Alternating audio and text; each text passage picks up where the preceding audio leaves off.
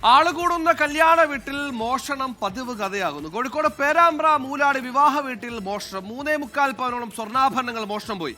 കോട്ടൂർ മൂലാട് ജില്ലയിൽ മുരളീധരന്റെ വീട്ടിലാണ് മോഷണം നടന്നത്. സംഭവത്തിൽ പോലീസ് അന്വേഷണം തുടങ്ങിയിട്ടുണ്ട്.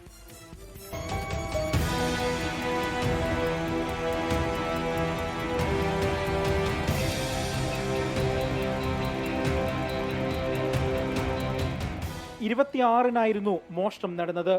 കോട്ടൂർ മൂലാട് ജില്ലയിൽ മുരളീധരന്റെ മകൾ അനഘയുടെ വിവാഹ ആഭരണങ്ങളും ബന്ധുവായ ശില്പയുടെ താലി ലോക്കറ്റുമാണ് കളവ് പോയത്.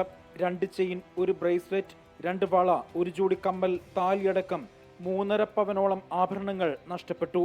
കൂടാതെ 1000 രൂപയും നഷ്ടമായിട്ടുണ്ട്.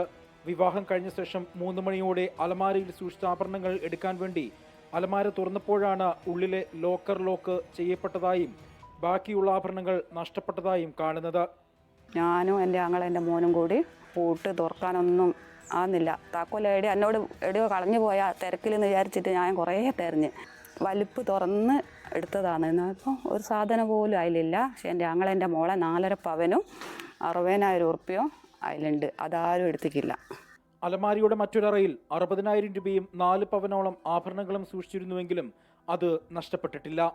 സംഭവത്തിനു ശേഷം 2 ദിവസം കഴിഞ്ഞപ്പോൾ ഒരെണ്ണം സൂക്ഷിച്ച 2 പെട്ടികൾ ടോയ്ലറ്റിലെ ഫ്ലഷ് ടാങ്കിൽ നിന്നും കിട്ടിയിട്ടുണ്ട്. സംഭവത്തെ തുടർന്ന് പോലീസും ഫോറൻസിക് വിദഗ്ധരും ഡോഗ് സ്ക്വാഡും സ്ഥലത്തെത്തി പരിശോധന നടത്തി തെളിവുകൾ ശേഖരിച്ചു.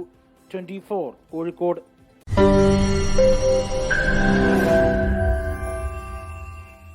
ലോകത്തെവിടെയായാലും ഏത് സമയത്തും 24 വാർത്തകളും ഓഗ്മെന്റഡ് റിയാലിറ്റി പാക്കേജുകളും എക്സ്പ്ലെയിനറുകളും വിശദമായി കാണാൻ ഞങ്ങളുടെ യൂട്യൂബ് ചാനൽ നിങ്ങൾക്ക് സബ്സ്ക്രൈബ് ചെയ്യാം.